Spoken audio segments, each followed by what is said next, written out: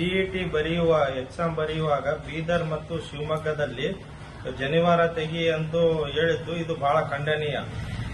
ಇದಕ್ಕೆ ಸಂವಿಧಾನದಲ್ಲಿ ಅವಕಾಶ ಇಲ್ಲ. ಇದಕ್ಕೆ ಅಧಿಕಾರಿಗಳೇ ಹೊಣೆ.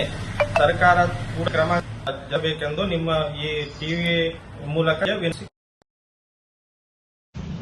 ಸಿಇಟಿ ಪರೀಕ್ಷೆ ಸಂದರ್ಭದಲ್ಲಿ ಜನಿವಾರ ತೆಗೆಸಿದ ಅಧಿಕಾರಿಗಳ ವಿರುದ್ಧ ಕ್ರಮಕ್ಕೆ ಶ್ರೀನಿಧಿರಾವ್ ಕಸ್ಬೆ ಒತ್ತಾಯಿಸಿದ್ದಾರೆ.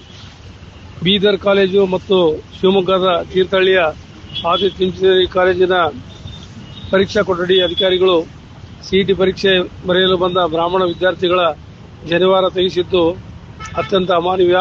ಇದು ಧಾರ್ಮಿಕ ಸಂಪ್ರದಾಯಕ್ಕೆ ಒಡ್ಡಿದ ಅಡ್ಡಿಯಾಗಿದೆ. ಸಂವಿಧಾನ ಸ್ವಾತಂತ್ರ್ಯ ನೀಡಿದ್ದನ್ನು ವಿರೋಧಿಸುವುದಾಗಿದೆ. ತಕ್ಷಣ ಇಂಥ ಅಧಿಕಾರಿಗಳ ವಿರುದ್ಧ ಕ್ರಮ ಜರುಗಿಸಿ ಅವರನ್ನು ಅಮಾನತು ಮಾಡಬೇಕೆಂದು ಶ್ರೀನಿಧಿರಾವ್ ಕಸ್ಬೆ ಒತ್ತಾಯಿಸಿದ್ದಾರೆ.